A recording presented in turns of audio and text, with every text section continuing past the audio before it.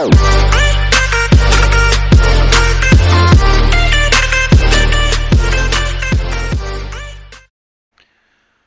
today I'm going to show you this little device I built, which is basically a really long timer. What you do is you put items in the top to set the amount of time you want it to run for, press this button, this torch will go out, items will cycle down from this chest to this bottom dropper. And then once this chest completely empties and there's nothing left in this hopper here, the system will reset, just like that. Powering this torch back on, it'll start moving the items back to the top chest. And then you can take a power line off this torch or this block or however you want to do it. I built this so I could automate a farm, or I could simply set things up and then just press a button and walk away and let it run and automatically harvest itself.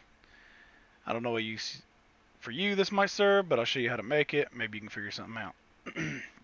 Starting off with a 2-high dropper elevator. Played Minecraft for a while. Chances are you already know how to make one of these, but this is the one that I use.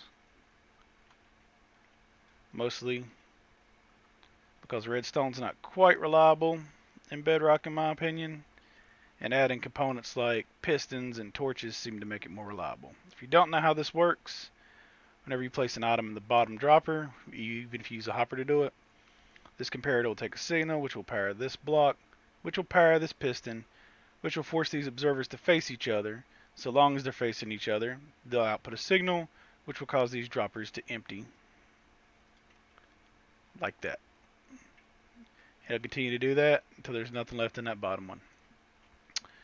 Now for the next step, you need the storage. So we're going to put a hopper here into the bottom dropper, double chest on top of the hopper, a hopper into that chest right here, and a double chest here. So now when the system runs, these droppers will inject the items directly into the top chest.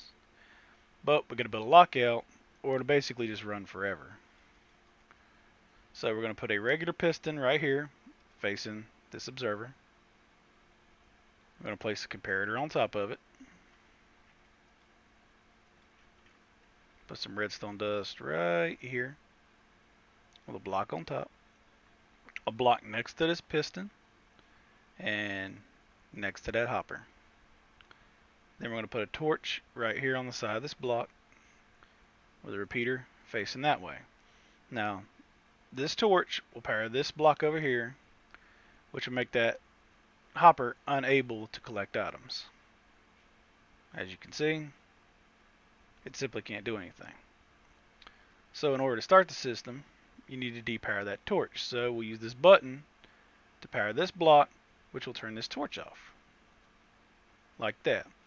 Now while items are running through this hopper, this comparator will power this block to keep the torch off, but it will also power this redstone, which will cause the piston underneath it to extend and prevent this dropper circuit from running to restore items to the top until every single item has made its way out of that hopper.